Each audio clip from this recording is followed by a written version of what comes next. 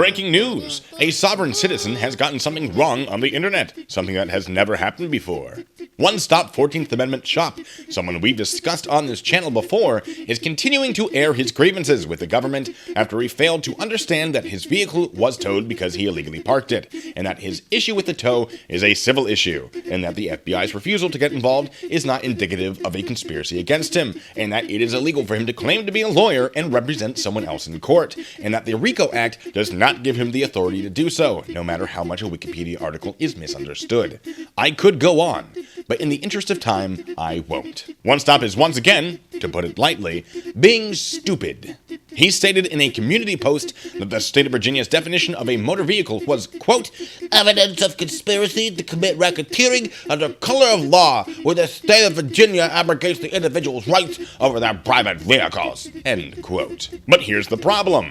One Stop is comparing the state's definition of motor vehicles to a federal definition that only applies within Chapter 2 of 18 U.S.C. The definition in question is this, quote, the term motor vehicle means every description of carriage or other contrivance propelled or drawn by mechanical power, and used for commercial purposes on the highways in the transportation of passengers and property or cargo. Sovereign citizens use this quote frequently to try to establish that vehicle laws are only applicable to vehicles being used in commerce, and as usual, they're wrong.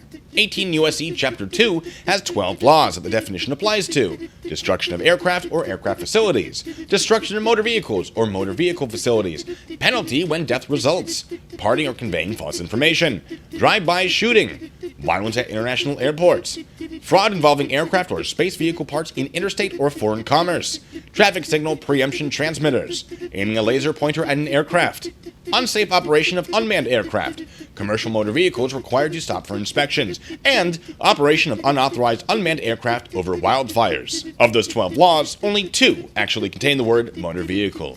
Can you guess which ones?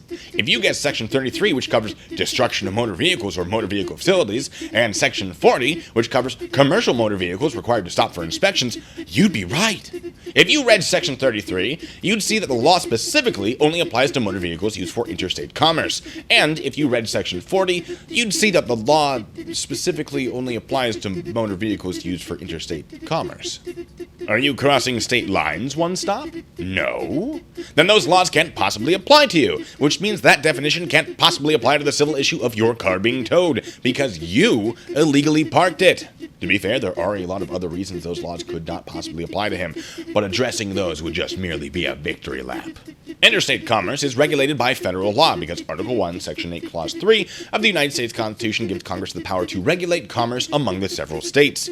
When it comes to pretty much everything else regarding the operation of motor vehicles, commercial or otherwise, states get to make the laws, thanks to a little thing called the 10th Amendment. Because state laws regarding the operation of a motor vehicle are often unrelated to commerce, the state definition of a motor vehicle doesn't specify commerce. But federal laws overrule state laws, right? Well, sure, if the federal elements of the crime are met, and the state law conflicts with the federal law. But because the federal law only applies to vehicles being used for interstate commerce, state laws that apply to non-commercial vehicles don't conflict with federal laws, which is why, in the 1915 case Hendrick v. Maryland, the Supreme Court ruled, quote, in the absence of national legislation covering the subject, a state may rightfully prescribe uniform regulations necessary for public safety and order in respect to the operation upon its highways of all motor vehicles, those moving in interstate commerce, as well as others, end quote.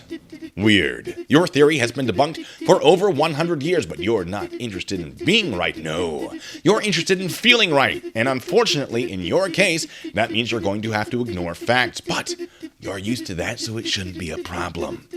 This is Blue Bacon signing off. Until the next time, be good, stay safe.